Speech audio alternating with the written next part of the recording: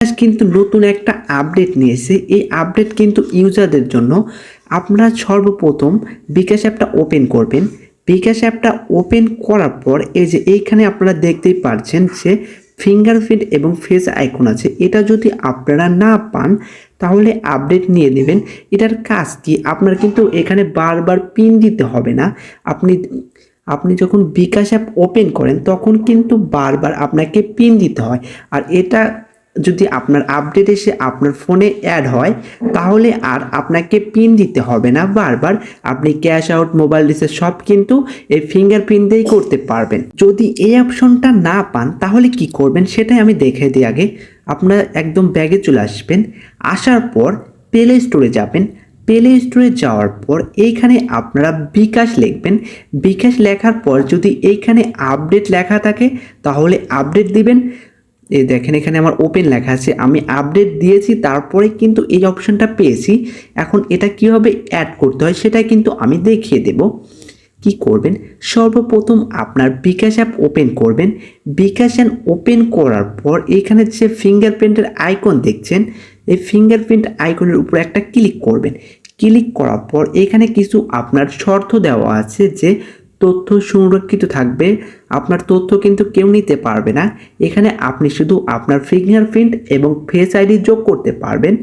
এবং কি আছে এখানে লগ ইন করতে আপনার হ্যান্ডসেট টাচ ফেস আইডি সুবিধার ব্যবহার করতে পারবেন।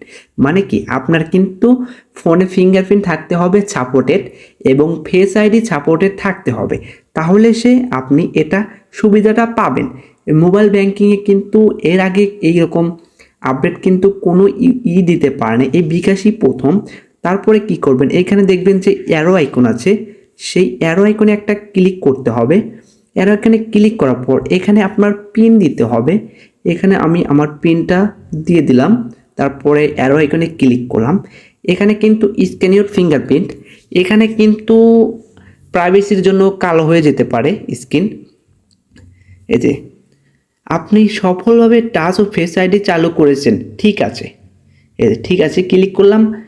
এখন কিন্তু আর আমাকে পিন দিতে হবে না। আমি দেখুন এখানে আমার ফিঙ্গারপ্রিন্টটা দিচ্ছি। ফিঙ্গারপ্রিন্টটা দিলেই কিন্তু আমার কিন্তু ওপেন হয়ে গেছে, দেখতেই পাচ্ছেন। এখন কিন্তু আমি এই আমার ফিঙ্গারপ্রিন্টটা দিয়ে এবং ফেস আইডি দিয়ে আমার ব্যালেন্স দেখতে পারবো। আমি cash out, send money, mobile recharge সব কিন্তু এখানে করতে পারবো।